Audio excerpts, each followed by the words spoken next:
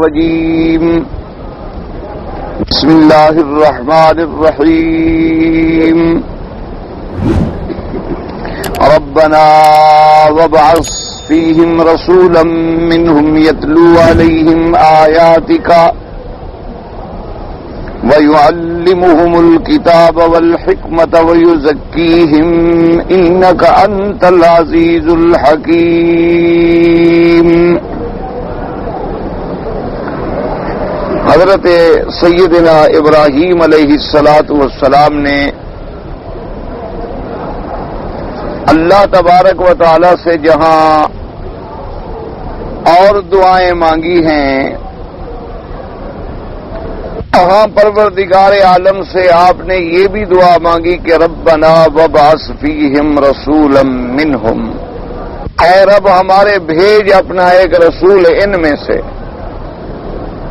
یتلو علیہم آیاتک، جو تلاوت کرے ان پر تیری آیات کتاب کی، وَيُعَلِّمُهُمُ الْكِتَابَ وَالْحِكْمَةَ، اور تعلیم دے ان کو قرآن کی اور سنت کی، وَيُزَكِّيهِمْ، اور ان کو مرتبہ اخلاص پہ پہنچائے اور ان کے دلوں کو پاکیزہ بنائے، تحقیق تو ہر چیز پہ غالب بھی ہے اور حکمت والا بھی ہے۔ تو سیدنا ابراہیم علیہ السلام نے جہاں اور دعائیں مانگی وہاں یہ بھی دعا مانگی۔ اسی لیے صحیح احادیث مبارک میں آتا ہے، جیسے انشاءاللہ ہم پڑھیں گے، کہ حضور صلی اللہ علیہ وآلہ آلہ وسلم تسلیما کثیرا کثیرا نے فرمایا کہ انا دعوت ابی ابراہیم، کہ میں ابا ابراہیم علیہ السلام کی دعا ہوں، وبشارت اخی عیسیٰ، اور میں اپنے بھائی عیسیٰ علیہ السلام کی خوشخبری ہوں، وَأَنَا رُؤْيَا أُمِّي الَّتِي رَأَتْ، اور میں اپنی اماں کا خواب ہوں جو میری اماں نے ایک خواب دیکھا تھا۔ اور ایک حدیث مبارک میں یہ الفاظ بھی ہیں کہ جتنے انبیاء گزرے ہیں اللہ ان کی ماؤں کو ان کی ولادت سے پہلے ایسے خواب دکھلاتے۔ تو ایک مسئلہ تو یہ سمجھ لیں کہ حضور صلی اللہ علیہ وسلم کا یہ فرمانا کہ آنا دعوت ابی ابراہیم، ایک مسئلہ سمجھ لیں کہ یہ معنی نہیں ہوتا کہ آدمی صرف دعاؤں سے مقام نبوت پہ پہنچ جائے۔ نبوت تو ایک وہبی چیز ہے کہ اللہ جس کو چاہے عطا فرمائے۔ کوئی آدمی محنت سے یا مانگنے سے یا کوئی اپنی جد و جہد سے تو اس مقام پہ نہیں پہنچ سکتا۔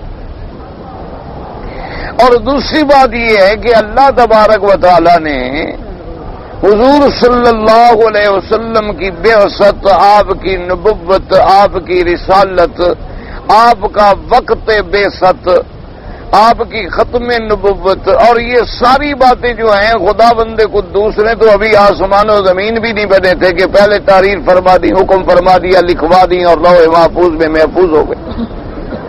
اس لیے عام لوگوں کو مغالطہ لگتا ہے کہ جب یہ فیصلہ ہو چکا تو پھر دعا کا کیا معنی؟ تو بات کو سمجھیں کہ یہ فیصلے جتنے ہو چکے وہ تو میرے اللہ کے علم میں ہے نا، اور کسی کے علم میں تو یہ بات ہے نہیں۔ اللہ کے علم میں تو یہ بات ہے کہ ہم آخری انبیاء میں سے سب سے آخری نبی حضرت محمد رسول اللہ صلی اللہ علیہ وآلہ آلہ وصحبہ وسلم کو بھیجیں گے، لیکن باقی اللہ تبارک و تعالیٰ نے ان کا بعثت کا وقت، زمانہ، تفصیلات تو کسی کو علم عطا نہیں فرمایا۔ اسی طرح اللہ تبارک و تعالیٰ نے عالم ارواح میں جیسے ارواح سے ایک عہد لیا تھا اپنی ربوبیت کے اقرار کا، اسی طرح انبیاء علیہ السلام سے بھی ایک عہد لیا گیا حضور صلی اللہ علیہ وسلم کی اعانت کا، اتباع کا اور آپ پر ایمان لانے کا، لیکن یہ تو کسی کو پتہ نہیں کہ وہ کب آئیں گے۔ تو اس لیے سیدنا ابراہیم علیہ السلام کی دعا بھی اپنی جگہ دعا ہے۔ باقی یہ بات سمجھ لیں کہ دعا سے کسی کو نبوت مل جائے تو یہ معنی یہ ہے کہ چونکہ تقدیر تو پہلے فیصلہ کر چکی تھی، یہ نہیں کہ وہ فیصلہ نہیں تھا اور اسی دعا کے بعد اللہ نے فیصلہ فرمایا، نا، فیصلہ تو اس وقت ہو گیا کہ ابھی آدم علیہ السلام کا گلگارا بنا تھا، اس سے بھی قبل یعنی فیصلہ ہو چکا۔ پھر چونکہ جیسے مثلا ایک واقعہ، ایک آدمی کہتا ہے جی کہ میرے لیے دعا کریں اللہ مجھے اولاد دے، آپ دعا کرتے ہیں تو جب بچہ ہوتا ہے وہ خوش ہو گیا تھا، جی آپ کی دعا اللہ نے سن لی، میرا بچہ ہو گیا، تو ٹھیک ہے، اس میں کوئی شک نہیں، لیکن اللہ تبارک و تعالیٰ کا فیصلہ تو ابھی آسمان و زمین بننے سے بھی پہلے ہو چکا تھا کہ میں اس کو اولاد دوں گا یا نہیں دوں گا، کہ اب اس کا اظہار چونکہ ہماری دعا کے بعد ہوتا ہے کہ اس واقعے کا ظہور پذیر ہونا وہ ہماری دعاؤں کے بعد ہوا، تو یہ نتیجہ نکلا کہ جی آپ کی دعا سے یہ ہو گیا، اور ہمیں دعا کرنے کا اجر ملا، ہمیں دعا مانگنے کا ثواب ملا کہ ہم نے ایک بھائی کے لیے ایک دعا کی، جیسے اللہ تبارک و تعالیٰ نے سیدنا موسیٰ علیہ السلام کی درخواست پہ ہارون علیہ السلام کو نبوت عطا فرمائی، لیکن اللہ کے علم میں تو یہ فیصلہ ہو چکا تھا، موسیٰ علیہ السلام کے یہ علم میں نہیں تھا، انہوں نے اپنے عجز کا تواضع کیا، اعتراف کیا کہ پروردگار عالم، زمانے کے فرعون سے میرا مقابلہ ہے اور پھر میرے ان کے ساتھ پہلے سے خلافات بھی ہیں، تو آپ میرے بازو کو مضبوط کریں کہ میرے بھائی کو بھی مہربانی فرما دیں۔ اللہ تبارک و تعالیٰ نے دعا منظور فرما، لقد اوتیت سؤلک یا موسیٰ، لیکن خدا کے علم میں سب کچھ پہلے سے ہے، اللہ تبارک و تعالیٰ کے علم میں، تقدیر میں، لوح محفوظ میں ہر چیز جو ہے وہ پہلے۔ اسی بنا پر بعض لوگ اس دھوکے میں آ جاتے ہیں کہ جی جب پہلے سے ہے کہ ایک کافر ہے، ایک مسلمان ہے، ایک آدمی چوری کرے گا، ایک ڈاکہ کرے گا، تو پھر ہمیں سزا کیوں ملتی ہے؟ اس وجہ سے بہت سارے لوگ تقدیر کے مسئلے میں الجھ جاتے ہیں۔ تو اس لیے ہمیشہ یاد رکھیں، سب سے پہلا مسئلہ تو یہ سمجھ لیں کہ تقدیر کا کوئی معاملہ ہو تو آدمی بحث نہ کرے، بس آمنا و صدق کہ ہمارا ایمان ہے جو اللہ رسول کا حکم ہے، آمنا و صدق۔ اور دوسری بات یہ سمجھیں کہ اللہ تبارک و تعالی نے اپنے علم محیط کے باعث جو لکھا ہے وہ حق ہے، اللہ تبارک و تعالی نے جو لکھا ہے کہ یہ بندہ مومن بنے گا اور یہ بندہ کافر، اس کے علم میں ہے کہ اس کے اندر ایمان کی صلاحیتیں ہیں اور اس کے اندر کفر کی، یعنی کہ اللہ نے جبرن لکھ دیا ہے، اس لیے اس کو مجبور کر دیا ہے کہ تم ایسے بنو۔ اگر اللہ نے مجبور کر دیا ہو تو پھر تو سزا اور جزا کا کوئی مسئلہ ہی باقی نہیں رہتا۔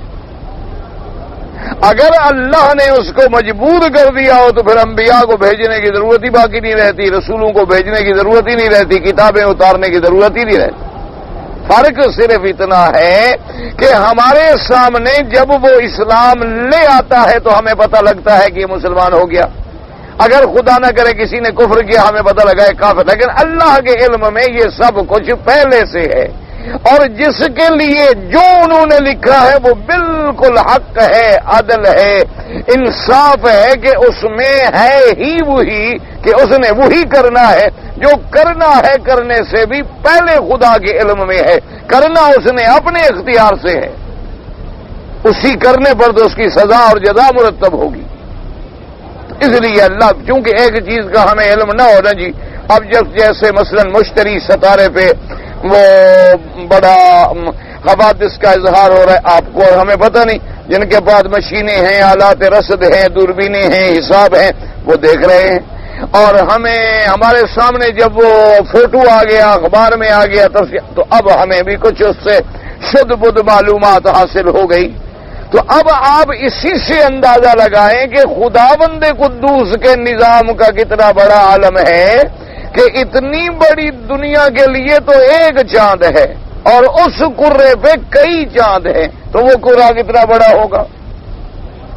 تمام چیزیں اللہ تبارک و تعالیٰ کے علم، تو لہذا یاد رکھیں کہ اللہ کے علم میں تو یہ فیصلہ ہو چکا، لیکن ابراہیم الخلیل علیہ السلام کو اس فیصلے کا علم نہیں ہے، اس لیے وہ دعا مانگ رہے ہیں کہ ربنا وابعث فیہم رسولا منہم کہ اے ہمارے رب، ان میں سے یعنی مکے کے رہنے والوں میں سے، یہاں کی آبادی میں سے اور ان لوگوں میں سے ایک اپنا رسول پیدا فرما، کیونکہ یہ قاعدہ ہے کہ ایک تو مراد یہ ہوتی ہے کہ جن سے بشر ہو، اور پھر جن سے بشر بھی ہو اور ہو بھی قریش میں سے جو قریش متولی ہیں مکے میں، تو یہ اور بڑی بات ہے کہ ان کے سمجھانے کے لیے، ہدایت کے لیے اور ان کی فہم کے لیے، ان کے قریب آنے کے لیے یہ بات بڑی زیادہ اقرب الفام ہو جاتی۔ ایک ہے کہ اللہ نبی مبعوث فرمائے کسی دوسری قوم سے بھیج دیں،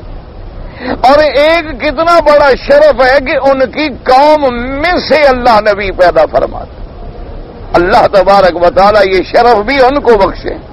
اور پھر جو پیغمبر باہر سے آئے گا تو اس کے بارے میں کوئی معلومات نہیں ہوں گی انسان کو، لیکن جو پیغمبر ان میں سے پیدا ہوگا تو اس کو تو بچپن سے لے کر پیدائش سے لے کر عین اعلان نبوت تک کی پوری زندگی ان کے سامنے ہوگی، ان کی ولادت، ان کی رضاعت، ان کا بچپن، ان کی جوانی، ان کی صورت، ان کی سیرت، ان کا کردار، ان کی گفتار، ان کے اقوال، ان کے اعمال سب سامنے ہوں گے۔ تو جب سب سامنے ہوں گے تو پھر بات سمجھنے کے لیے اور زیادہ آسانی ہے۔ اسی لیے جب حضور صلی اللہ علیہ وآلہ آلہ واصحابہ وسلم تسلیما کثیرا کثیرا نے بلایا تھا کفار قریش کو، اور اس کے بعد آپ نے پوچھا کہ مجھے یہ بتاؤ کہ میرے بارے میں تمہارا کیا خیال ہے؟ کہنے لگے ما جربناک الا صادقا عادلا، کہنے لگے ہمارا تجربہ یہ ہے آپ سچے، آپ تو سچ بولنے والے۔ اسی لیے جب بناء کعبہ پہ جھگڑا ہوا تو کہنے لگے ابشروا ابشروا جاء الصادق الامین، مبارک ہو ہمارے فیصلے کرنے کے لیے وہ ذات پاک تشریف لا رہی ہیں جو صادق بھی ہے، امانت والا بھی۔ اس لیے سیدنا خلیل نے دعا مانگی، میرا اللہ رحمت فرما کہ وابعث فیہم رسولا منہ، اور اسی لیے یہ مسئلہ بھی سمجھ لیں کہ اگر رسول یعنی غیر بشر ہوتا، یعنی اللہ کے نبی، اللہ کے رسول بشر نہ ہوتے، اولاد آدم نہ ہوتے، تو اب کیا ہوتے؟ جن کا تو اتنا مرتبہ نہیں کہ اسے نبوت دی جائے، لہذا باقی بچے فرشتے۔ یعنی اب اللہ تبارک و تعالیٰ اگر بھیجے تو پھر نوری رسول بھیجے۔ اچھا، اب نوری رسول بھیجنے میں بھی دو صورتیں بنے گی۔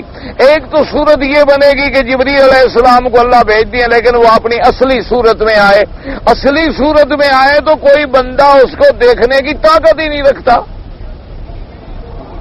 یعنی اگر فرشتہ اصلی شکل میں آ جائے، جبرائیل ہو، میکائیل ہو، اسرائیل ہو یا اور فرشتہ ہو، اگر وہ اپنی اصلی صورت ملکیہ میں آئے تو کسی انسان کو یہ طاقت ہی نہیں ہے کہ اس کو دیکھ سکے۔ یعنی آپ اندازہ کریں کہ 1,24,000 انبیاء علیہم الصلاۃ والتسلیم نے بھی جبرائیل کو اپنی اصلی شکل میں نہیں دیکھا، الا محمد الرسول اللہ صلی اللہ علیہ وسلم۔ حضور پاک صلی اللہ علیہ وسلم نے جبریل کو اصلی شکل میں دیکھا، اور دیکھنے میں بھی یہ عالم ہوا کہ اغمی علیہ، حضور صلی اللہ علیہ وسلم پہ غشی طاری ہو گئی خوف سے، اور حدیث مبارک میں موجود ہے کہ حضور صلی اللہ علیہ وسلم زمین پہ بیٹھ گئے، اور جبریل علیہ السلام نے جلدی جلدی اپنی شکل بدلی، نیچے اترے اور کہا انت رسول اللہ وانا جبرائیل، حضور کیوں گھبرا رہے ہیں؟ آپ اللہ کے رسول ہیں اور میں تو جبریل ہوں۔ تو حضور صلی اللہ علیہ وسلم نے فرمایا کہ میں نے جب جبریل کو دیکھا لقد ملأ الافق، یہ سارا افق، افق کہتے ہیں یہ جو ہمارے سامنے آسمان اور زمین کا یہ خلا ہے، یہ سب بھر گیا۔ اور فرمایا وَلَهُ 600 جناح، اس کے تو 600 پر تھے۔ حضور صلی اللہ علیہ وسلم یعنی اللہ کے نبی نے بھی زیارت کی تو اغما ہو گیا، اور کس کی کیا طاقت ہے؟ تو لہذا یہ بات تو طے ہو گئی کہ اگر اللہ نبی بھیجتے نوری اور ملائکہ میں سے تو کوئی دیکھنے کی طاقت ہی نہیں رکھتا، ختم۔ اب کیا ہوتا کہ پھر انسان کی شکل میں آتا، اللہ پاک بھیجتے نوری لیکن آتا انسان کی شکل میں۔ اب انسان کی شکل میں اگر وہ آتا تو پھر بھی تو لوگ دھوکے میں پڑ جاتے، جیسے بی بی مریم علیہ السلام کو ہوا، دور سے دیکھا کہ ایک انسان آ رہا ہے، قالت انی اعوذ بالرحمن منک ان کنت تقیا، اس نے کہا میں تو رحمان کے نام کے ساتھ پناہ پکڑتی ہوں، اگر تم اللہ سے ڈرنے والے ہو تم مرد ہو، عورت کے پاس کیسے آ رہے ہو، میرے قریب کیوں آ رہے ہو، دور ہو جاؤ۔ تو اب بی بی مریم علیہ السلام بھی دھوکے میں آ گئی کہ یہ ملک ہے، فرشتہ ہے یا انسان ہے، چونکہ شکل جو انسان کی تھی۔ انہوں نے وضاحت کی، قال انما انا رسول ربک، انما انا رسول ربک لیہب لک غلاما زکیا۔ انہوں نے کہا خدا کی بندی میں تو اللہ کا بھیجا ہوا ہوں، میں تو اللہ کا فرشتہ، اللہ کا ملک ہوں، اللہ کا قاصد ہوں بھیجا ہوا تمہاری طرف، اور ہم تمہیں خوشخبری دینے آئے ہیں کہ تمہیں اللہ پاک ایک پاکیزہ بچہ عطا فرمائیں گے۔ تو اب بی بی مریم علیہ السلام جب گھبرا گئی، نہ سمجھ سکیں، التباس میں آ گئی، تو پھر عام آدمی کی کیا طاقت ہے؟ تو عام آدمی کو بھی دھوکہ ہوتا۔ اور دوسری بات یاد رکھو، اللہ نے نبی بھیجے، جن سے بشر سے بھیجے، اولاد آدم سے بھیجے علیہم السلام، اور وہ کھانے والے، پینے والے، شادی کرنے والے، دکھ تکلیف بخار اٹھانے والے، موت و حیات ان پہ آنے والی، اس کے باوجود بھی لوگوں نے ان کو خدا بنا ڈالا، اور اگر فرشتہ ہوتا تو وہ کھاتا بھی نہ، پیتا بھی نہ، شادی بھی نہ کرتا، ہوتا بھی انسان کی شکل میں، اس کو تو پہلے دن خدا بنا دیتے۔ کہتے جی یہ کیسا انسان ہے، یہ تو کھاتا بھی نہیں، یہ کیسا انسان ہے، یہ تو شادی بھی نہیں کرتا، یہ کیسا انسان ہے، اس سے تو کبھی بخار بھی نہیں ہوا، اور یہ کیسا انسان ہے کہ اس کو تو بھوک بھی نہیں لگتی، پیاس بھی نہیں لگتی۔ ہاں معلوم یہ ہوتا ہے کہ پھر یہ خدا ہے، اس بھیس میں آیا ہوا ہے، کیونکہ خدا کھانے سے پاک ہے، خدا پینے سے پاک ہے، خدا بیوی سے پاک ہے، خدا بچوں سے پاک ہے، تو اس میں بھی تو وہی باتیں مل رہی ہیں، لہذا وہ تو اور زیادہ نعوذ باللہ گمراہی میں الجھ جاتے۔ تو سب سے بڑی نعمت کیا تھی کہ اللہ تبارک و تعالی رسول بھیجے، اور اس جنس سے بھیجے جس جنس کی ہدایت مطلوب ہے۔ اس لیے سیدنا خلیل نے دعا مانگی، ربنا وابعث فیہم رسولا منہم، اے پروردگار عالم، اے ہمارے رب رسول بھیج ان میں سے، یتلو علیہم آیاتک ویعلمہم الکتاب والحکمت ویزکیہم انک انت العزیز الحکیم۔ اور حضرت ابراہیم علیہ السلام نے دعا کے بعد، یا اللہ وہ رسول جب آئے، کیونکہ ابراہیم الخلیل کو پتا ہے اللہ کے نبی ہے، اللہ کے پیغمبر ہے، کہ پیغمبر کے وظیفے کیا ہوتے ہیں، 4 وظیفے ہوتے ہیں نبی کے، یعنی 4 ڈیوٹیاں، 4 وظیفے، 4 مراتب، 4 فرائض ہوتے ہیں۔ ایک فریضہ کیا، یتلو علیہم آیاتک، تیرا قرآن پڑھ کے سنائے اپنی امت کو، تو تلاوت کتاب۔ یاد رکھو، ایک ہے لفظ تلا یتلو، ایک ہے کرا یقرأ، کرا کا معنی بھی پڑھنا، تلاوت کا معنی بھی پڑھنا، لیکن دونوں میں ایک فرق ہے کہ قرات کا لفظ اتنا عام ہے کہ آپ کچھ بھی پڑھیں، آپ قرآن پڑھیں گے تو کہیں گے کرا، آپ حدیث پڑھیں گے تو کہیں گے قرات والا فلان، اگر آپ اخبار پڑھیں، رسالہ پڑھیں تب بھی کہیں گے کہ قرات و کتاب فلان، اچھی کتاب پڑھیں، بری کتاب پڑھیں تب بھی آپ کہیں گے قرات۔ لیکن لفظ تلاوت کا اطلاق صرف وہاں ہوتا ہے جب کوئی مقدس کتاب پڑھی جائے، مقدس کلام پڑھی جائے، جس کے پڑھنے پر اللہ کی طرف سے ثواب مرتب ہو۔ یعنی یہ کوئی نہیں کہے گا مثلا کہ آپ کوئی گندی کتاب پڑھیں، کوئی جنسی رسالہ پڑھیں، کوک شاستر پڑھیں اور کہیں نہیں میں نے کوک شاستر کی تلاوت فرمائی ہے، تو یہ نہیں کہا جائے گا، اس لیے کہ لفظ تلاوت جو ہے وہ مشار ہے اس معنی میں کہ ایسی کتاب کا پڑھنا جس کا پڑھنا بھی عبادت، جس کا پڑھنا بھی ثواب، جس کے پڑھنے پر بھی اللہ تبارک و تعالیٰ کے انعامات مرتب ہوں۔ اس لیے قرآن پاک میں آپ دیکھیں، یتلونہ حق تلاوتی آئے گا، یتلون آیات اللہ آناء اللیل، اور یہاں آیا یتلو علیہم آیاتک ویعلمہم الکتاب والحکمہ تو لفظ تلاوت آیا، وہ لفظ قرات بھی جائز ہے، جیسے قرآن کہتا ہے فَإِذَا قَرَأْتَ الْقُرْآنَ فَاسْتَعِذْ بِاللَّهِ، جب تم اللہ کے قرآن کی قرات کا ارادہ کرو، تلاوت کا ارادہ کرو، تو پہلے اللہ تبارک و تعالی سے شیطان مردود سے اللہ سے پناہ پکڑو، شیطان کے وساوس سے، اس کے قید سے، اس کے مکر سے، کہ قرآن پڑھنے سے پہلے کہو کہ اعوذ باللہ من الشیطان الرجیم، یا اللہ میں پناہ پکڑتا ہوں، تیری پناہ میں آتا ہوں اس شیطان سے جو مردود ہے، جو مطرود ہے، جو مرجوم ہے، جو ملعون ہے۔ کیوں؟ وجہ یہ ہے کہ کہیں قرآن پڑھتے پڑھتے بھی نہ تم بھٹک جاؤ، شیطان ایسا تیرے دماغ میں خلل ڈالے گا کہ اللہ کے قرآن کے اندر تم کوئی تحریف کر بیٹھو گے، اللہ کے قرآن کے معنی بدل بیٹھو گے، اللہ کے قرآن کو پڑھنے کے بعد نعوذ باللہ اعتراض کر بیٹھو گے تو برباد ہو گئے۔ تو اس لیے حکم ہے کہ قرآن پڑھے تو پہلے پناہ اللہ کی پناہ میں آ جاؤ، تاکہ کہیں شیطان اپنے مکر سے، اپنے قید سے تمہیں اسی میں گمراہ نہ کر دے، کیونکہ عالموں کو علم کے راستے میں گمراہ کرتا ہے، وہ صوفیوں کو ان کے عبادت کے راستے میں گمراہ کرتا ہے، وہ بڑے بڑے بزرگوں کو ان کے مکاشفات کے راستے میں گمراہ کرتا ہے۔ تو اس لیے پہلے پناہ پکڑے اور پھر اللہ کا قرآن۔ تو پہلے اللہ کے نبی کی پہلی فریضہ کیا؟ یتلو علیہم آیاتک، وہ تیری کتاب کی آیات پڑھ پڑھ کے اپنی امت کو سنائے۔ تو یاد رکھو تلاوت کرنا بھی ایک فریضہ ہے، نبوت ہے، ایک وظیفہ ہے، نبوت ہے، اور خوش قسمت ہے وہ لوگ جو صرف چلو قرآن پڑھا رہے ہیں، تو ایک نبی کی وظیفے پر تو عمل پیرا ہے نا۔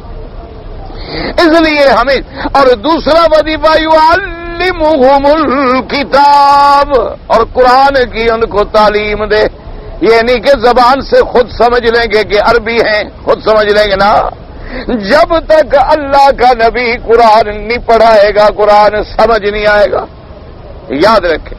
اس لیے ہمیشہ جو آدمی اپنے عقل سے سمجھنے کی کوشش کرتے ہیں وہ ہمیشہ ٹھوکریں کھاتے ہیں، ہمیشہ الجھ جاتے ہیں، اور ان کو حقیقت تک پہنچنا جو ہے وہ مشکل ہو جاتا ہے۔ حالانکہ دیکھیں قرآن بھی عربی ہے، مکے والے بھی عربی ہیں، اور لغت قریش میں نازل ہوا ہے، لیکن لازم ہے وَيُعَلِّمُهُمُ الْكِتَابَ، اللہ کا نبی تیرے قرآن کی تعلیم دے، لوگوں کو علم سکھلائے کہ قرآن کیا کہتا ہے۔ تو قرآن بغیر نبی کے سمجھ نہیں آ سکتا، اور میرے مدنی پاک کا فرمان کبھی بغیر صحابہ کے سمجھ نہیں آ سکتا، اور تمام علوم جو ہیں صحابہ کے، پھر علماء محدثین اور ائمہ کے بغیر سمجھ نہیں آ سکتے۔ یہی حکمت یہ ہے کہ اللہ نے ایک سلسلے سے سلسلہ جوڑ دیا ہے کہ اس کے بغیر، جیسے ایک مسل ہے نا جی کہ مربع مربی کے بغیر نہیں بنتا، اسی طرح کتاب بھی عالم کے بغیر سمجھ نہیں آتی جب تک کہ اس فن کا ماہر نہیں ہوگا۔ یعنی آپ دیکھیں ایک بہت بڑا عالم ہوتا ہے لیکن وہ نحو کے اندر کمزور ہے تو نحو نہیں سمجھا سکے گا۔ ایک آدمی بڑا ماشاءاللہ عالم ہوتا ہے لیکن وہ کسی فقہی مسئلے میں کمزور ہے تو جہاں کوئی فقہی مسئلہ آئے گا وہ بیچارہ بیٹھ جائے گا۔ ایک بہت بڑا عالم ہوگا لیکن وہ لغت میں کمزور ہے، جہاں کوئی لغت کی بحث آئے گی تو وہ غریب بیٹھ جائے گا۔ اس لیے وظیفہ آیا کہ اللہ کا نبی اپنی امت کو، تیرے بندوں کو قرآن سکھلائے، تعلیم دے، پڑھائے، اور جب تک تعلیم نہ دے تو فرشتے بھی نہیں جان سکتے، تو تیری میری کیا طاقت ہے۔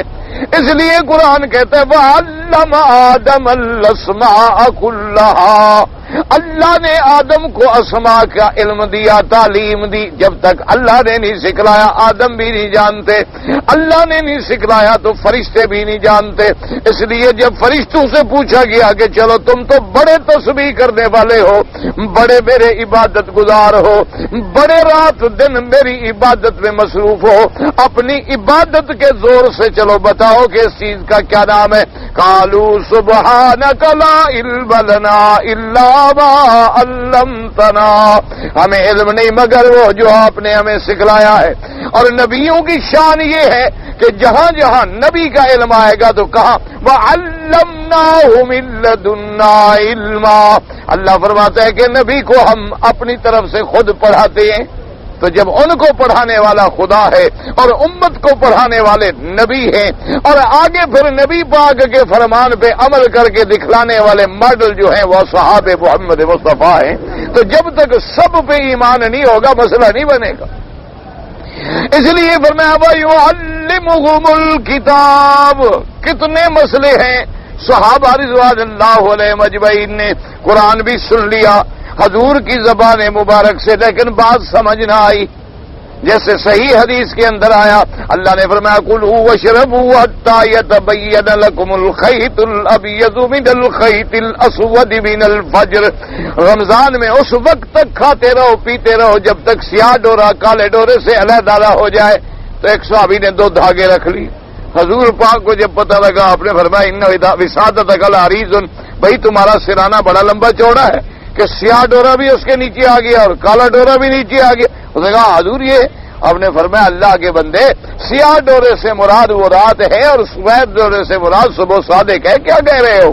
اللہ تبارک و تعالیٰ نے یہ نہیں فرمایا کہ دھاگے رکھ لو اور دھاگے دیکھتے رہو۔ تو لفظ تو خیط الابیض اور خیط الاسود آیا تھا، لیکن اس وقت تک وہ حل نہ ہو سکا جب تک میرے پاک نبی حضرت محمد الرسول اللہ صلی اللہ علیہ وآلہ آلہ وصحابہ وسلم تسلیما کثیرا نے ارشاد نہ فرمایا۔ اسی طرح دیکھ لیں سارے مسائل، نماز ہے، روزہ ہے، حج ہے، زکوٰۃ ہے۔ اب لفظ آ گیا وَأَتِمُّوا الْحَجَّ وَالْعُمْرَةَ لِلَّهِ۔ اچھا پھر کہیں آتا ہے الحج اشہر معلومات فمن فرض فیہن الحج فلا رفث فلا فسوق فلا جدال فی الحج، اور کہیں آتا ہے ان الصفا والمروۃ من شعائر اللہ۔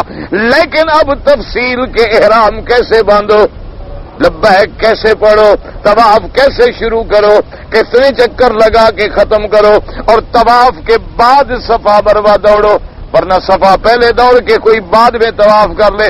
اچھا پھر مینا پہلے جاؤ، یہ نہیں کہ عرفات پہلے جا کے پھر مینا آ جاؤ۔ یہ ساری ترتیب ہمیں کون سکھلائیں گے؟ محمد الرسول اللہ صلی اللہ علیہ وسلم۔ اور حضور پاک کا یہ عمل پوری امت کو کون پہنچائیں گے؟ صحابہ رضوان اللہ علیہم اجمعین، اس کے بعد تابعین، تبع تابعین، ائمہ محدثین، اور پھر علماء۔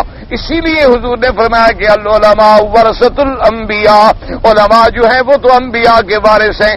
کیا معنی وارث کا معنی یہ تھوڑا ہے کہ ان کو جائیداد ملے گی، ان کو حضور صلی اللہ علیہ وسلم کی دولت ملے گی، پیسہ ملے گا، مکان ملیں گے۔ ان پر وارث کس بات کے ہیں؟ علم کے وارث ہیں، کہ وہ قرآن و حدیث کا جو علم ہے جو ان کو منتقل ہوا ہے، تو وارث وہی ہوتا ہے جس کو والدین کا ورثہ ملے۔ اللہ کے نبیوں کا ورثہ علم ہے، وہ جن کو ملا تو معلوم ہوا وارث یہی ہے۔ اس لیے فرمایا العلماء ورثۃ الانبیاء۔ تو پہلا وظیفہ کیا ہے؟ تلاوت کتاب۔ دوسرا وظیفہ کیا ہے؟ تعلیم کتاب، قرآن کا پڑھنا پڑھانا، قرآن کا سیکھنا سکھلانا۔ اس لیے اللہ تبارک و تعالی، اب یاد رکھو اگر کوئی تلاوت کتاب میں مشغول ہے تو وہ بھی میرے مدنی کے وظیفے پہ چل رہا ہے، اور کوئی قرآن پڑھا رہا ہے، تفسیر پڑھا رہا ہے، سمجھا رہا ہے، وہ بھی نبی پاک کے وظیفے پہ چل رہا ہے۔ وَيُعَلِّمُهُمُ الْكِتَابَ وَالْحِكْمَةَ، اور حکمت سے کیا مراد ہے؟ مفسرین کرام نے فرمایا سنت رسول اللہ۔ حکمت سے مراد کیا ہے؟ سنت۔ اور بعض علماء نے فرمایا حکمت سے مراد کیا ہے؟ دین کی فہم پیدا کر دینا، دین کا فہم پیدا کرنا، کہ ایسا دین کا ذوق پیدا ہو جائے کہ اس بات کو وہ سمجھ لے، اس بات کو وہ سمجھ لے، اور ایسا ذوق پیدا ہو جائے۔ اللہ تبارک و تعالی دیکھ بڑے بڑے جیسے جن لوگوں کو اللہ نے قرآن کا ذوق عطا فرمایا، بعض لوگوں کو اللہ تبارک و تعالی نے سنت رسول کا ذوق عطا فرمایا، بعض لوگوں کو اللہ تبارک و تعالی نے فقہی مسائل کا ذوق عطا فرمایا۔ تو جب ذوق بن جاتا ہے، خدا کی قدرت ہے برادری، جب قرآن پڑھتا ہے نا اس میں اللہ پاک انشراح صدر فرماتے ہیں۔ جیسے کہ سیدنا عمر رضی اللہ تعالیٰ عنہ کا دیکھو کتنا ذوق بلند ہے، کتنا فکر بلند ہے، کہ جب حضور پاک نے یہ آیت تلاوت کی ثم خلقنا النطفة علقة فخلقنا العلقة مضغة فخلقنا المضغة عظاما فكسونا العظام لحما ثم انشأناه خلقا آخر۔ جب یہاں تک حضور نے پڑھا تو فوراً حضور نے کہا فتبارک اللہ۔ حضور نے فرمایا عمر اللہ نے بھی قرآن اسی طرح اتارا ہے جیسے تم پڑھ رہے ہو۔ فتبارک اللہ احسن الخالقین.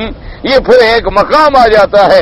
اللہ تبارک و تعالی ایسا ذوق پیدا فرما دے. اب جیسے سیدنا صدیق رضی اللہ تعالیٰ عنہ، ان کے اندر اللہ نے وہ ذوق فہم کلام رسالت کا عطا فرما دیا تھا. یعنی آپ حیران ہوں گے کہ حضرت عمر رضی اللہ تعالیٰ عنہ صلح حدیبیہ والے دن حضور کی خدمت میں آئے اور آگے کہا کہ یا رسول اللہ صلی اللہ علیہ وسلم، آپ اللہ کے سچے نبی، آپ اللہ کے سچے رسول ہیں. اور آپ نے تو فرمایا میں نے خواب دیکھا ہے، میں نے خواب دیکھا ہے کہ لَتَدْخُلُنَّ الْمَسْجِدَ الْحَرَامَ إِنشَاءَ اللَّهُ آمنين محلقين رؤوسكم ومقصرين لا تخافون. آپ نے فرمایا میں نے خواب دیکھا ہے کہ ہم مسجد الحرام میں جائیں گے، عمرہ کریں گے، اس طرح پھروائیں گے، بال کٹوائیں گے، امن کے ساتھ جائیں گے، کوئی ڈر بھی نہیں ہوگا. تو یا رسول اللہ اور ہمارا عمرہ تو نہیں ہو رہا، آپ نے جو خبر دی کہ ہم عمرہ کریں گے. تو حضور نے فرمایا، آپ نے فرمایا عمر میں نے یہ بھی کہا تھا کہ اس سال کریں گے، میں نے کہا تھا کہ خواب دیکھا ہے ہم کریں گے، لیکن کوئی سال، مہینہ، وقت کی پابندی. حضور نے کہا حضور یہ تو نہیں فرمایا. حضرت عمر چپ ہو گئے، واپس آ گئے. حضرت صدیق رضی اللہ تعالیٰ عنہ کی خدمت میں آئے، حضرت ابی بکر کی خدمت میں آئے اور کہنے لگے ابا بکر بڑی بات عجیب ہے، سمجھ نہیں آتا کہ ہم حق پر ہیں، اللہ کے نبی سچے نبی ہیں، اور جب حضور نے فرمایا کہ ہم عمرہ کریں گے تو ہم بغیر عمرے کے تبارک و تعالیٰ جس کو عطا فرما دیتے اللہ تبارک. لیکن شرط یہ ہے کہ وہ محبت ہو تو پتہ چلے نا. ہم تو ہوئے زبانی کلامی عاشق، ہم ہوئے حلوائی، ہم ہوئے صرف 11ویں کے دودھ پی پی کے گردنیں موٹی کرنے والے. ہمیں کیا پتا عشق رسول کیا ہوتا ہے. آپ دیکھیں نا جی کہ ماں کو اپنے بیٹے سے سچی محبت ہوتی ہے. بیٹا 3000 میل دور ہونا، ماں کہتی آج میرا دل گھبرا رہا ہے، خدا کرے میرے بچے کو کوئی خیر ہو. وہ کون سا کوئی علم غیب تو نہیں ہوتا، وہ اس تعلق اور پریشان ہو جائے. وہی بس اس کا کھانا چھوٹ جائے گا، پانی چھوٹ جائے گا. لوگ کہیں کیا ہو گیا تمہیں، کوئی خط آیا، کوئی اطلاع آئی، کوئی ٹیلی فون آیا، کہیں گے نہیں آیا تو کچھ نہیں، بس میرا دل کہتا ہے میرے بچے کو خیر میں. وجہ کیا ہے؟ وہ محبت صادقہ ہے جو اثر کرتی ہے. اس کے اندر ایک ذوق اور ایک فہم پیدا ہوتی ہے کہ اپنا بیٹا لاکھوں میل دور بھی ہو لیکن ماں کے دل کے اندر اس کا ایک تعلق کا کنیکشن موجود ہوتا ہے. اسی طرح جن لوگوں کا اللہ کے نبی سے تعلق اور محبت ہے، ان کی زبان سے بھی وہی بات نکلتی ہے جو نبی پاک کی زبان سے نکلی. اسی لیے میرے مدنی سرکار نے جب سب لوگوں نے یعنی فیصلہ ہو گیا کہ واپس جانا ہے، حضور پاک نے حکم فرمایا کہ بھئی بکرے جانور ذبح کرو، کیونکہ دمے سارے روک دیے گئے ہم، اور ہم نے احرام کھولنا ہے تو دم تو دینی ہے، لہذا دم ذبح کریں، ہر آدمی جانور ذبح کرے. صحابہ چپ کر کے بیٹھے. حضور نے فرمایا بھی اٹھو جانور ذبح کرو، احرام کھولو، جانور ذبح کرو، سر مڈاؤ، احرام کھولو، چلیں واپس. چپ. حضور ناراض ہو گئے. آپ خیمے میں تشریف لے آئے، بی بی ام سلمہ رضی اللہ تعالی عنہا موجود تھی. حضور کے چہرے پہ جلال ہے. بی بی صاحبہ نے پوچھا کیا بات ہے آقا؟ کہا میں نے 2 دفعہ صحابہ کو حکم دیا ہے اور میرے حکم کی تعمیل نہیں ہو رہی. صحابہ چپ کر کے بیٹھے ہوئے. اب یہ تھا فہم، یہ تھا وہ ذوق فہم جو اللہ نے دیا تھا. بی بی نے کہا حضور ناراض نہ ہوں، صحابہ مکے کی محبت میں پریشان بیٹھے ہوئے ہیں، کعبۃ اللہ کی محبت میں وہ پریشان بیٹھے ہوئے ہیں کہ ہم احرام باندھ کے آئے، مدینے سے چلے، مکے بھی پہنچ گئے لیکن عمرہ نہ کر سکے، اور وہ انتظار میں ہے کہ شاید اب بھی اللہ جبریل نازل فرما دے کہ جاؤ مکے میں داخل ہو جاؤ، لڑنا ہے تو لڑو، واہ آ جائے گی تو پھر جانا پڑے گا. لہذا آپ حضور نہ فرمائیں، آپ جا کے اپنا جانور ذبح کر دیں، پھر دیکھیں صحابہ کیا کرتے ہیں. اب اندازہ کریں یہ ذوق تھا، یہ بات نہیں کہ نبی کو سمجھ نہیں آئی، بی بی کو سمجھ آ گئی. بی بی تو آخر بی بی ہے، کتنا بڑا مرتبہ کیوں نہ ہو، لیکن حضور کا شان کتنا بلند ہے. حضور صلی اللہ علیہ وسلم نے فرمایا اچھا، تو حضور صلی اللہ علیہ وسلم تشریف لے آئے، اپنے جانور کو ذبح کیا. صحابہ اٹھے، دوڑ پڑے سب اپنے جانور ذبح کرنے کے. انہوں نے کہا بھئی اب حضور کے جانور ذبح ہو گیا، اب امید ختم ہو گئی. اب وحی آنے کی امید نہیں رہی، اب جلدی جلدی جانور ذبح کرو، تو یہ ایک ذوق پیدا ہو جاتا ہے، مقام پیدا ہو جاتا ہے۔ تو بعض علماء نے فرمایا اس سے مراد سنت ہے، اور بعض نے فرمایا کہ فہم دین ہے، کہ دین کی ایک ایسی فہم عطا فرما کہ دین کی بات سمجھنا جو ہے وہ آسان ہو جائے، دین کی بات جو ہے ہمارے دل و دماغ میں آنا جو ہے وہ آسان ہو جائے۔ اور بعض علماء نے فرمایا کہ حکمت سے مراد یہ ہے کہ جو خیر کے کام ہیں وہ اللہ کا نبی بتلا دے اور امت کو سمجھا دے کہ یہ کام کرنے والے ہیں، اور جو شر کے کام ہیں ان سے منع فرما دیں کہ یہ کام نہ کریں، یہ حکمت کا معنی ہے۔ لیکن یاد رکھو یہ سارے قول جو ہیں متقاربۃ المعنی ہے، اسی لفظ سنت میں سارے قول آ جاتے ہیں۔ اس لیے فرمایا وَيُعَلِّمُهُمُ الْكِتَابَ وَالْحِکْمَةَ وَيُزَكِّيهِمْ تزکیہ۔ تزکیے کا کیا معنی ہوتا ہے؟ معنی ہوتا ہے مانجنا، یعنی جیسے کسی چیز پہ زنگ لگ جائے تو آپ مانجتے ہیں، اس کو صاف کرتے ہیں۔ تو اسی طرح دلوں پر جو گناہوں کا زنگ لگ جاتا ہے، دلوں پر کفر کا زنگ لگ جاتا ہے، قرآن نے نہیں فرمایا کہ ان کے دل تو ہیں شد و قسوہ، یہ تو پتھروں سے بھی زیادہ سخت ہے کافروں کے دل جو ہے۔ اسی طرح فرمایا کہ ان کے دلوں پر کیا ہے؟ پردہ آ جاتی، انا جعلنا علی قلوبہم اکنہ، کسی جگہ فرمایا ختم آ جاتی ہے، کسی طرح فرمایا دبا آ جاتی ہے۔ تو یہ تو کافروں کا حال ہے، لیکن مسلمانوں ایمان والوں کے دل پر بھی کبھی کبھی معاصی کا، اللہ کے ذکر سے غفلت کا، اور کبھی کبھی گناہوں کی وجہ سے ان کے دلوں پر بھی ایک اثر آ جاتا ہے۔ تو اللہ کے نبی اپنی امت کے لیے ایسا تلاوت کتاب، تعلیم کتاب و حکمت کے بعد ان کا تزکیہ کر۔ لیکن یاد رکھو اسی تزکیے سے بعض لوگوں نے، یہ جو جتنے صوفیاء کرام اللہ ان کی قبروں پہ کروڑوں رحمتیں فرمائے، کہ ان کا مقصد جو ہے، مقصد تو ان کا بھی خیر تھا، لیکن تھوڑا سا اصل بات پہ غور کریں تو تزکیے کا جو صحیح راستہ ہے نا، اس لیے علماء نے لکھا کہ جن صوفیاء کرام کے کردار عمل سنت کے مطابق ہے، سبحان اللہ کہ اب ان میں دونوں چیزیں آ گئی، ایک اتباع سنت بھی آ گئی اور ایک تزکیے والا عمل جو ہے وہ بھی اتباع سنت کی روشنی میں آ گیا۔ اچھا ایک ہوتا ہے کہ بھی دل کی صفائی تو کر رہے ہیں لیکن طریق کتاب و سنت والا نہیں ہے، جیسے بڑے بڑے جوگی مجاہدے کرتے ہیں، بڑے بڑے پنڈت مجاہدے کرتے ہیں، بڑے بڑے ہندو دیکھیں جناب وہ 20-20 سال تک گوشت نہیں کھاتے، 20-20 سال تک وہ اچھی غذائیں نہیں کھاتے، 20-20 50-50 سال تک جنگل میں بیٹھے رہتے ہیں اور اپنے چلے کاٹ رہے ہوتے ہیں، لیکن وہ راستے پہ کیوں نہیں پہنچتے؟ کہ ان کا تزکیہ قرآن و سنت کی روشنی میں نہیں ہوتا۔ تزکیہ تو کر رہے ہیں، ڈھونڈ تو رہے ہیں، محنت تو کر رہے ہیں، لیکن منزل مقصود نہیں مل رہی۔ اس کی وجہ یہ ہے کہ جیسے مثلا آپ نے مدینہ منورہ جانا ہو اور سڑک پکڑ لو جدے کی، تو آپ گاڑی دوڑا رہے ہیں، بھگا رہے ہیں، محنت کر رہے ہیں، گرمی میں چل رہے ہیں، راستے میں ریسٹ نہیں لے رہے، کھانا نہیں کھا رہے، چائے نہیں پی رہے، اور زیادہ سے زیادہ تیز چل رہے ہیں، کیونکہ جی میں نے مدینے جانا ہے۔ تو آپ مدینے سے دور تو ہوتے چلے جائیں گے لیکن مدینہ نہیں پہنچیں گے، کیونکہ آپ اس پٹڑی پہ نہیں آئے۔ محنت تو آپ نے کی، گاڑی تو آپ نے بھی دوڑائی، آپ نے کھانا بھی نہیں کھایا، گرمی میں بھی چلے، سردی میں بھی چلے، لیکن منزل دور ہوتی چلی گئی۔ یہی وجہ ہے کہ جو لوگ قرآن و سنت کی روشنی سے ہٹ جاتے ہیں وہ بجائے منزل مقصود پہ لے جانے کے پھر اپنے مریدوں کو اور گڑھے میں ڈال دیتے ہیں۔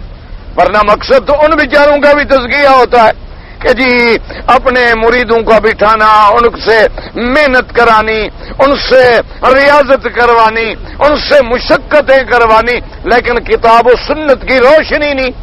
تو نتیجہ کیا نکلتا ہے کہ ذرا جب محنت کی کوئی ایسی بات کہہ دی نعوذ باللہ جو کفر تک لے گئی، کوئی ایسی بات کر بیٹھے جیسے بعض تینوں کو ہو جاتے ہیں، وہ کہتے چھوڑو جی اب نماز کیا پڑھنی، اب تو اللہ سے مل گئے، خلاص ختم ہو گئی بات، نماز شماز سب ختم۔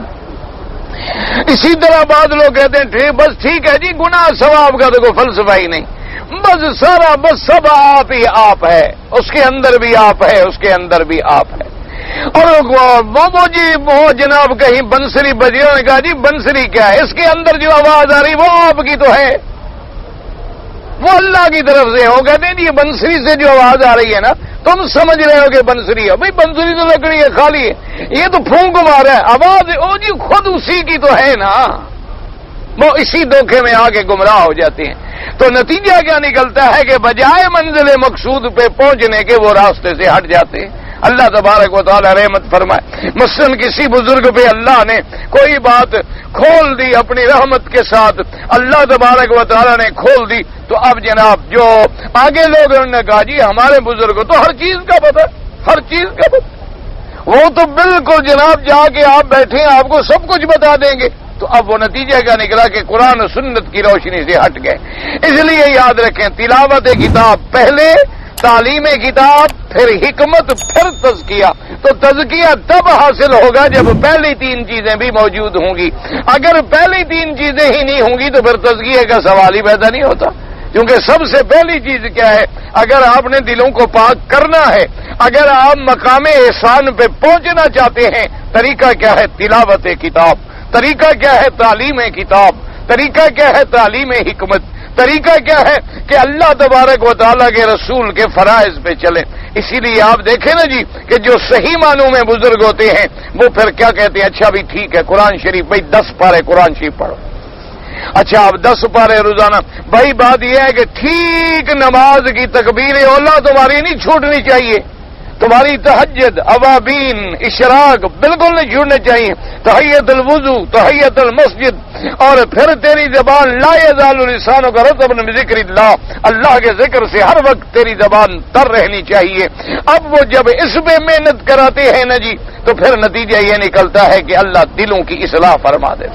اسی لیے پہلے یہ طریقے ہوتے تھے کہ بڑے بڑے علماء, بڑے بڑے جید عالم دین جو تھے وہ علم حاصل کرنے کے بعد پھر ایسے بزرگوں کی خدمت میں جاتے تھے کہ جو علم کے اندر رسوخ پیدا کرے اور ان کو سنت اور قرآن کی روشنی کے اندر چلا کے ان کا تزکیہ کرے اور مقام احسان پہ پہنچائے. اسی لیے شیخ الاسلام ابن تیمیہ رحمہ اللہ تعالی نے لکھا ہے کہ ایک صوفی وہ ہوتے ہیں کہ جن کا معنی کیا ہے کہ ان کا دل صاف ہوتا ہے, اور صوفی کا معنی کیا ہوتا ہے کہ قرآن و سنت کا پیرو ہوتا ہے. ایک ہاتھ میں قرآن ہوتا ہے, ایک ہاتھ میں سنت ہوتی ہے, اس کا کوئی قدم سنت کے خلاف نہیں اٹھتا. انہوں نے فرمایا یہ اصل میں ہے صوفیاء کرام. اور بعض ہوتے ہیں صوفی صوف والے, کیا معنی یعنی گرم کپڑے پہن لیے, موٹے چھوٹے کپڑے پہن لیے, لمبے جبے کبے پہن لیے, موٹی تسبیح گلے میں ڈال لی, ایک دو آسے ہاتھ میں رکھ لیے ماشاء اللہ, اور بن گئے صوفی. اور بعض صوفی ہوتے ہیں کیا بنا بالکل صفا, یعنی نہ شریعت ہے نہ قرآن ہے نہ حکمت ہے, وہ بھی صوفی کہلاتے ہیں. تو اس لیے اصل صوفی وہ ہے جو قرآن و سنت کا پابند ہے, قرآن و سنت پہ چلنے والا ہے, اور جن کا حکم یہ ہوتا ہے. اب حضرت حاجی امداد اللہ صاحب بڑے بزرگ گزرے, بڑے بڑے علماء دیوبند ان کے مرید تھے, لیکن کوئی مسئلہ پوچھنے آتا کہتے بھئی مسئلہ رشید احمد سے پوچھو. کوئی مسئلہ پوچھنے آتا کہتے بھئی مسئلہ حسین احمد سے پوچھو. انہوں نے کہا حضرت وہ تو آپ کے مرید ہیں. بھائی وہ علماء ہیں, شریعت کا مسئلہ تو وہ جانتے ہیں, ہم تو بس اللہ اللہ کرنا سکھلاتے ہیں, ہمیں کیا پتہ شریعت کے احکام کیا. تو یہ معنی ہوتا تھا کہ جب کوئی علمی بات آتی تو کہتے بھی گنگوہی سے رجوع کرو, علمی بات آتی فرماتے مدنی سے رجوع کرو, فتویٰ لین مفتی کفایت اللہ سے رجوع کرو, فلاں سے رجوع کرو. فرماتے بھائی شریعت کے شاہکار کو سمجھنے والے جو ہیں وہ علماء ہیں, ہم تو صرف اللہ اللہ کرانے والے لوگ ہیں کہ بھئی اللہ کا ذکر کرو, اللہ تبارک و تعالیٰ کے قرآن سنت کو جو تم نے پڑھا ہے اس پر عمل کرو اور راسخ بن جاؤ. اس لیے یاد رکھیں تزکیہ اس وقت تک حاصل نہیں ہوگا جب تک پہلی تین چیزیں نہیں ہوں گی. پہلی چیز کیا, یتلو علیہم آیاتک. اس لیے سب سے بہتر عمل یہ ہے کہ قرآن پڑھا کرو, اور قرآن شریف میں ایک کوشش کرو کہ اگر اللہ نے علم نصیب کیا الحمدللہ, نہیں تو صرف تلاوت قرآن بھی بڑی بات. تلاوت قرآن کرو اور صحیح لفظوں کے ساتھ کرو. اگر کہیں غلطی پڑتی ہے کسی قاری سے ٹھیک کرا لیں اپنے الفاظ. اچھا اگر اللہ نے علم بھی دیا ہے تو پھر قرآن میں تدبر کرو, قرآن بھی پڑھو اور ترجمہ بھی پڑھو. یعنی روزانہ ایک منزل ہے, ایک پارہ قرآن پڑھ لیا, لیکن ایک رکوع قرآن شریف کا ترجمہ بھی دیکھ لیا. آج کل تو ہر زبان میں ترجمہ الحمدللہ موجود ہے, ہر زبان میں تفسیریں موجود ہیں، اور جو مسئلہ سمجھ نہ آیا وہاں ہلکی پنسل سے نشان لگا دیا، کسی عالم کے بعد جا کے بات سمجھ لی کہ جی یہ بات ذرا مجھے سمجھ نہیں آ رہی کہ اس کا مقصد کیا ہے۔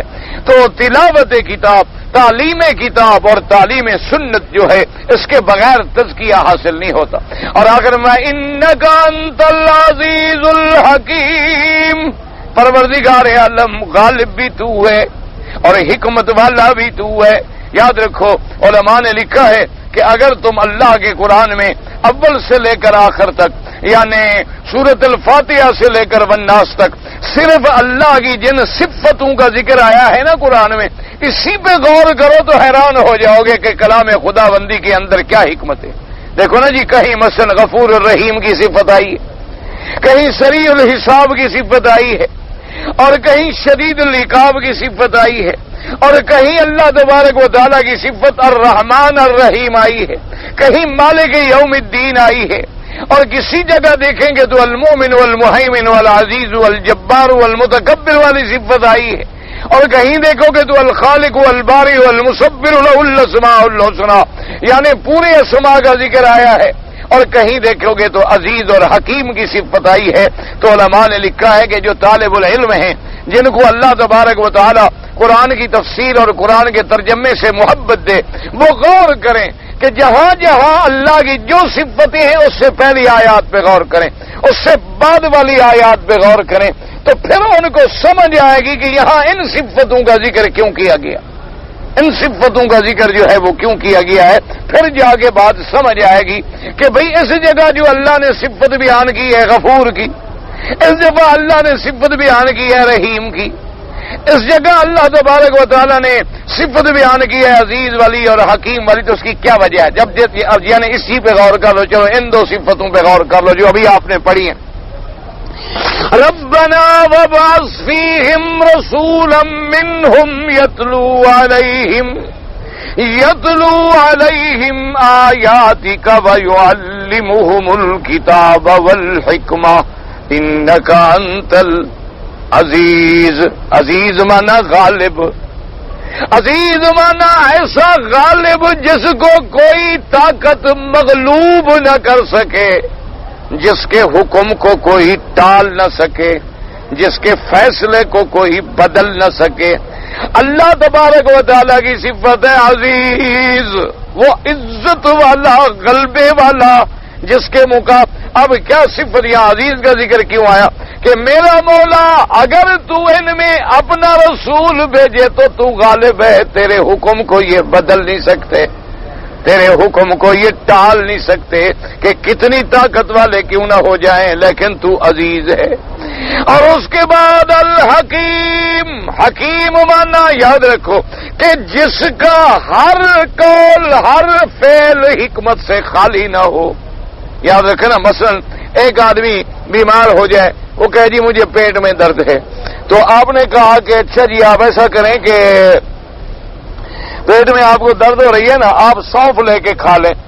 اچھا اس نے کھا لیا تو وہ ٹھیک ہو گیا، تو اب آپ کو حکیم نہیں کہیں گے، یہ تو ایک اتفاقی بات ہے، آپ نے کچھ سنا تھا، آپ نے بتا دیا وہ ٹھیک ہو گیا۔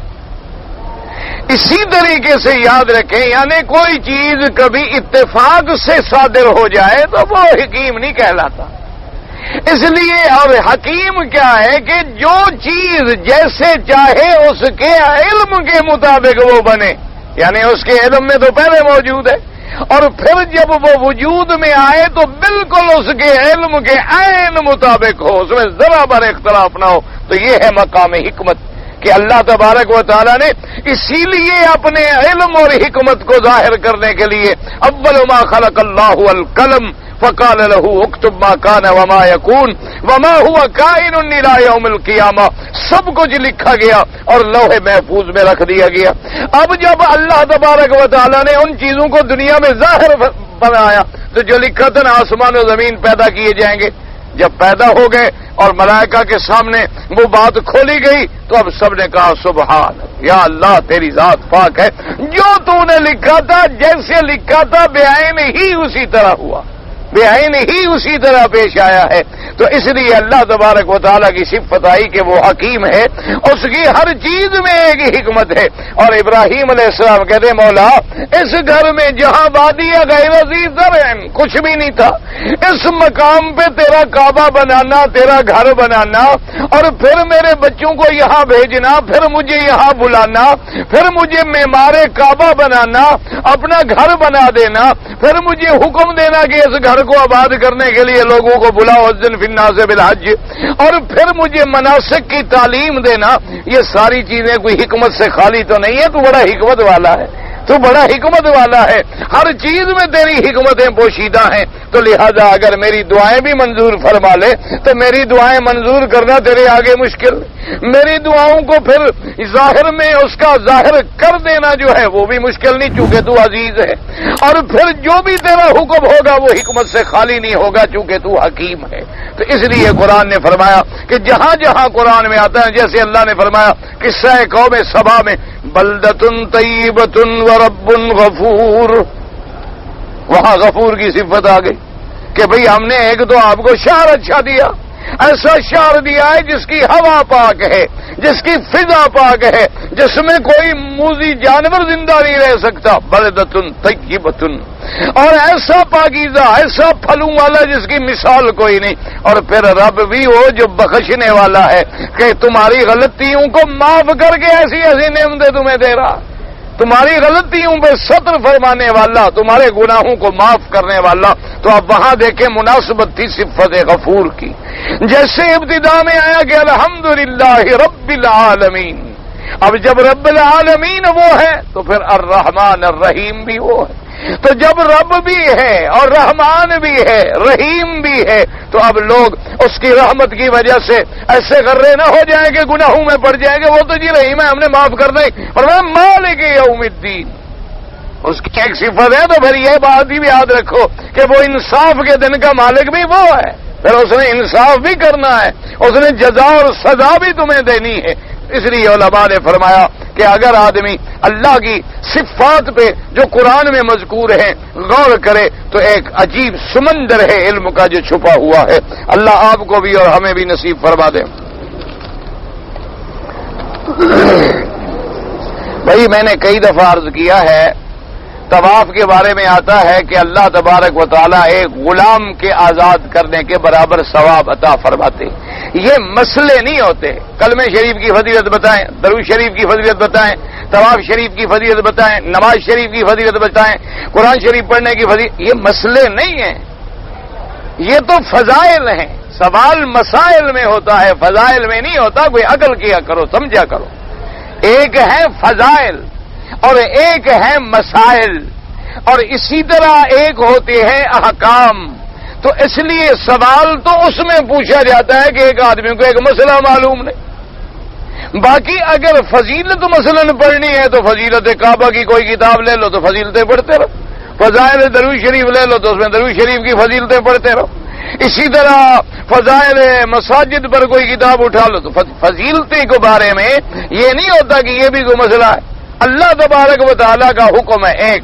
دوسری بات یاد رکھو کہ کبھی عبادت کی جاتی ہے اس لیے کہ ہمیں فائدہ حاصل ہو، کبھی عبادت کی جاتی ہے اس لیے کہ ہم نقصان سے بچیں، یا اس کو میں آسان کروں یوں سمجھو کہ ایک عبادت کی جاتی ہے ہمیں جنت ملے تو فائدہ ہے، نفع ہے نا، اور ایک آدمی عبادت اس لیے کرتا ہے اللہ میاں ہمیں جہنم سے بچا، لیکن جو اس کے بندے ہیں مقام عالی پہ پہنچتے ہیں وہ اس کی رضا کے لیے کرتے ہیں، اس کے نتیجے میں یہ چیزیں اللہ دے دے تو اس کی مہربانی، ورنہ وہ کہتے ہیں مولا ہم تو عبادت صرف تیرے لیے کریں، تیری رضا، تیرا حکم، تو نے حکم دے دیا کہ میرے گھر کے باہر پھرو پھر رہے، بس سیدھی سی بات، اللہ نے حکم دے دیا ہے کہ اس گھر کے باہر جناب پھرو۔ اچھا جی کتنے چکر لگائیں؟ 7 چکر لگاؤ، کیوں کہ اللہ نے حضرت ابراہیم علیہ السلام سے بھی 7 چکر لگوائے، اللہ نے حضرت آدم سے بھی 7 چکر لگوائے، اللہ نے حضور پاک سے بھی 7 چکر لگوائے۔ اب اسی میں کوئی الجھ جائے کہ چلو جی 7 ہیں تو پھر 8 کیوں نہیں، 7 ہیں تو جناب 6 کیوں نہیں، 7 ہیں تو جناب 5 کیوں نہیں، 7 ہیں تو جناب 70 کیوں نہیں، تو یہ ایسے بات ہوگی جیسے ایک پیاسے کو پانی پیاس لگے تو اس کا حل کیا ہے؟ آپ پانی دے وہ پی لے۔ اب وہ کہے کہ نہیں جناب میں تو ٹھیک ہے پیاس سے میں مرتا ہوں، لیکن آپ پہلے مجھے یہ بتائیں کہ پانی بنتا کیسے ہے، اس میں ہائیڈروجن کتنی ہوتا ہے، اس میں نائٹروجن کتنی ہوتا ہے، اس میں آکسیجن کتنی ہوتا ہے، فلاں چیز پہلے یہ جب تک نہیں بتائیں گے میں نہیں پیوں، نتیجہ نکلے گا مر جائے گا انشاءاللہ۔ تو اس لیے ہمیشہ یاد رکھیں کہ ایسی باتیں یا تاریخی باتیں یا فضائل کی باتیں اس کتاب کی فضیلت کی کوئی کتاب لے لی اور خود پڑھ لی، السلام علیکم، کیوں یہ ایسی چیزیں نہیں ہوتی کہ جو مولوی یاد کرتا رہے۔ باقی حضور نے فرمایا کہ طواف کا اتنا بڑا اجر ہے کہ جیسے کوئی سیدنا اسماعیل علیہ السلام کی اولاد میں سے ایک غلام کو لے کے آزاد کرے۔ لیکن دعا کرو اللہ ہمیں طواف قبول بھی نصیب فرمائے۔ حضرت عمر کا ایمان لانا غیر فطری تھا۔ کیوں غیر فطری تھا؟ اب اندازہ کرو، اس شریف آدمی کو یہ لکھنا بھی نہیں آتا، ایڈوکیٹ صاحب ہیں، پتہ ہی نہیں کہ فطری اور غیر فطری کیا مقصد ہوتا۔ انا للہ و انا الیہ راجعون۔ بھئی اللہ حضرت سیدنا عمر جس کو اللہ کے نبی نے مانگا ہو اس کا ایمان غیر فطری تھا، تو پھر ایمان ہے کس کا؟ اور اللہ تبارک اور جس کے ایمان پر اللہ کا جبریل اترا ہو کہ محمد مصطفیٰ، آج تو اللہ کے فرشتے بھی آسمان میں خوشیاں منا رہے ہیں کہ عمر مسلمان ہو گیا۔ جس کے ایمان پہ زمین میں نہیں آسمان میں بھی اللہ کے فرشتوں نے خوشی منائی ہو۔ مجھے تو نہیں سمجھ آیا تمہارا فطری غیر فطری کا کیا معنی ہے۔ اللہ تبارک و تعالی ہدایت دے مجھے بھی، آپ کو بھی، سب کو۔ اللہ کا قاعدہ نہیں ہے۔ پھر حضور کیوں فرماتے ہیں حضرت عمر میری مراد ہے؟ تو حضرت عمر نے مانگا، حضور نے مانگا اللہم اعز الاسلام، کہ یا اللہ اسلام کو قوت دینی ہے تو ان دو میں سے کسی کو مسلمان کر، یا عمر کو مسلمان کر یا ابی جہل کو مسلمان کر، عمرو بن ہشام کو تو جب حضور نے مانگا تو اللہ نے آپ کی مراد بھی پوری کر دی۔ تقدیر میں فیصلہ پہلے تھا کہ عمر اسلام لائے گا، اور کب لائے گا؟ جب میرا نبی مانگے گا۔ لوگ نادان جمرات کو چپل مارتے ہیں تو آپ وہاں کھڑے ہو کے روکا کریں، سارے کام میرے ذمہ تو نہ لگائیں نا، کچھ آپ اپنے ذمہ بھی ڈپٹی لگائیں کہ وہاں جب جمرات کے مارنے کا وقت آئے تو وہاں کھڑے ہو جائیں اور لوگوں کو روکیں۔ ویسے چپل مارنا جائز نہیں، تو کوئی کام تم بھی تو اپنے ذمہ لگاؤ نا، کم از کم یہی چپل سے روکنے والا کام ہی ذمہ لگا لو اپنے۔ طواف زیارت جو ہے اس کے لیے احناف کے نزدیک تو یہ ہے کہ 12 کے غروب سورج غروب ہونے تک، اور باقی اماں فرماتے ہیں کہ 13 تک۔ اس کے بعد طواف تو ہو سکتا ہے لیکن پھر دم پڑ جاتی ہے کہ آپ نے وقت گزار دیا، آپ نے تاخیر کر دی، آپ نے ان ایام کو گزار دیا ہے۔ یہاں طواف میں بعض لوگوں کے آگے جا کر دعا پڑھتے ہیں تو ان کو آپ سمجھایا کریں نا، سارے کام میرے ذمہ نہ لگائیں آپ۔ یہاں بعض لوگ جو ہے حرم شریف کے باہر کھڑے ہو جاتے ہیں، وہیں سے کھڑے کھڑے امام کے پیچھے نماز پڑھتے ہیں، تو ان کو جا کے کہا کرو نا بھی اندر حرم خالی ہے، تو سارا ذمہ مولوی کے نہ لگاؤ، کچھ تم بھی کام کرو۔ یہ سارے مسئلے تیرے اپنے سمجھانے کے ہیں۔ ہر رکعت میں بسم اللہ پڑھیں، سورت شروع کرنے سے پہلے بسم اللہ پڑھنی ہوگی، یہ نہیں کہ اللہ اکبر کر کے نہ، جب سورت پڑھنی ہے تو پھر بسم اللہ بھی پہلے پڑھیں گے۔ مسجد نبوی میں جب جائیں تو مسجد نبوی کی نیت سے جائیں۔ کوئی غلام کو قتل کرے گا، غلام اگر ہو، اب تو غلام ہی نہیں رہا، لہذا مسئلے کی ضرورت ہی نہیں رہی، جب غلام آئیں گے تو مسئلہ بھی آ جائے گا۔ اس کے سید کو نہیں قصاص میں قتل کیا جاتا، لیکن یہ ہے کہ جب غلام ہی نہیں رہا تو مسئلہ ہی ختم ہو گیا۔ ایک آدمی نے کہتا ہے جی کہ ہم بستری کرتے ہوئے اپنی بیوی سے پیار کرتے ہوئے اس کے پستانوں میں منہ ڈال لیا، اس میں دودھ بھی تھا، تو کوئی حرج نہیں اگر آپ روزانہ بھی دودھ پئیں، نکاح نہیں ٹوٹتا۔ بیوی کا دودھ آپ روزانہ بھی پئیں، نکاح شکا نہیں ٹوٹتا، اور فائدہ بھی ہے کہ بیوی کی بیوی، گھر میں بھینس کی بھینس، دونوں کام تمہارے ہو گئے نا، دودھ لینے سے بھی تم بچ گئے۔ بازار سے جو دودھ خریدتے پھرو پتہ نہیں صحیح ہو، پاؤڈر والا ہو، اصلی ہو، نقلی ہو، اس طرح تمہیں 2 فائدے ہو گئے، ایک بیوی مل گئی، ایک دودھ کی مشین بھی گھر میں مل گئی۔ بہرحال نکاح تمہارا نہیں ٹوٹتا، مزے کرو، لیکن یہ کام جو تم نے شروع کیا ہے نا، آخر انجام پیشاب پینے پہ آئے گا، یہ دیکھ لو، یہ میری طرف سے لکھ کے رکھ لو، کیونکہ جن لوگوں سے تم نے یہ چوسنا سیکھا ہے نا، وہ انشاءاللہ تمہیں وہاں لے جائیں گے، فکر نہ کرو۔ ورنہ یاد رکھو کہ بی بی عائشہ جیسی دنیا میں کوئی بی بی ہوگی، اور میرے مدنی پاک جیسا کوئی شوہر دنیا میں ہوگا؟ بی بی فرماتی ہیں کہ میں نے پوری زندگی حضور کا بدن نہیں دیکھا، اور حضور پاک نے میرا بدن نہیں دیکھا. یہ ہے پاک لوگوں کا طریقہ. وہ تو میاں بیوی اس لیے ملتے ہیں کہ اللہ پاک دونوں کو گناہوں سے محفوظ رکھے, ایک تولد اور تناسل کا سلسلہ جاری رہے.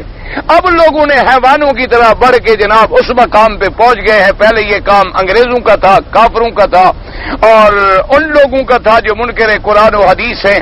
اب مسلمان بھی ان کی نقل میں وہاں پہنچ رہے ہیں. اللہ معاف کرے کہ وہ تو ایڈز کا شکار ہو کے گھبرا گئے, اور یہ ابھی ابتدا میں ہیں, ابھی نمبر چل رہے ہیں, سٹیپ بائی سٹیپ ان کے قدموں پہ جا رہے ہیں. ان کا انجام بھی خدا جانے کیا ہوگا. حضرت علامہ انور شاہ کشمیری رحمت اللہ علیہ کے بارے میں کہ جب ان کی شادی ہوئی نا جی, تو دوسرے دن دوستوں نے چھیڑنے کے لیے, جیسے ہم اثر دوست ہوتے ہیں نا جی, اب جیسے ہم طالب علم بھائی ہیں تو کوئی میرے ساتھ مذاق کر لے گا, کبھی کسی کے ساتھ میں مذاق کر لوں گا کہ ہم سب طالب جو ہیں بھائی جو ہیں پڑھتے ہیں, اکٹھے رہتے ہیں, اکٹھے اٹھتے ہیں. تو دوسرے دن دوستوں نے چھیڑا شاہ جی رحمت اللہ علیہ کو, کہنے لگے حضرت آپ کی شادی ہو گئی, آپ نے ہمیں کوئی سہاگ رات کا قصہ ہی نہیں سنایا, رات کیسے گزری, کیا ہوا, کوئی واقعہ تو سنائے. شاہ جی کی آنکھیں سرخ ہو گئی. آپ نے فرمایا خدا کی قسم ہے اگر میرے نانے کی سنت نہ ہوتی تو میں تو کبھی یہ کام بھی نہ کرتا. فرمایا میرے نانے کی سنت ہے, میرے آقا کی سنت ہے, میں حضور کا غلام ہوں, اس لیے میں نے نکاح سنت ہے کر لیا ہے, ورنہ یہ کوئی عالم کی شان ہے کہ وہ پیشاب کی جگہ پہ بیٹھا ہو. فرمایا میرا تو یہ ضمیر گوارا ہی نہیں کرتا تھا کہ بڑا اور بڑے سے بڑی ترقی کی اور انتہا یہی ہے کہ شام کو جا کے آدمی پیشاب والی جگہ پہ بیٹھا ہوا ہو. لیکن حضور کی سنت ہے, اللہ نے توالد و تناسل کا سلسلہ رکھا ہے. آمنا و صدقنا, بس ہم اس کی تعمیل کریں گے. ورنہ یہ ایسی کوئی بات نہیں ہے کہ آدمی اس سے اتنی لذتیں لیتا پھرے کہ آدمی اسلام سے, اخلاق سے, ضمیر سے اور حدود سے بھی نکل جائے. اللہ تبارک و تعالی رحمت فرمائے اور اللہ سب کو ہدایت دے. حضور کی جو بنا تھی بالکل تھی, اب اس کی بنا کو توڑا گیا, اللہ کی مرضی. یہ تو اللہ تبارک و تعالی کی حکمتیں ہیں کہ اللہ نے پہلی بنا کو کیوں رکھا اور اس کو کیوں نہیں رکھا, اللہ کا منشا ہے. صدقہ اور دم کا گوشت جو ہے قیمت لے کر کھانا جائز ہے. عجیب بات ہے, جب ہے صدقہ تو یہ تو غریبوں کو دیا جائے گا, اگر وہ بیچتے پھر رہے ہیں تو خرید لو. یہ نہ ہو جیسے بعض لوگ کرتے ہیں نا جی, زکوٰۃ نکالنی بھی پڑ جائے نا جی تو پھر وہ اپنے زکوٰۃ کو پھر خرید لیتے ہیں. یعنی مثلا گائے دینی پڑ جائے زکوٰۃ میں, ایک گائے دینی ہے, گائے دے دی. اب جب وہ گائے لے کے بیچارہ غریب چلا گا, ٹھہرو یار ٹھہرو, کہاں تمہارا گھر کہاں ہے؟ اس نے کہا جی میرا گھر تو ہے مدینے شریف.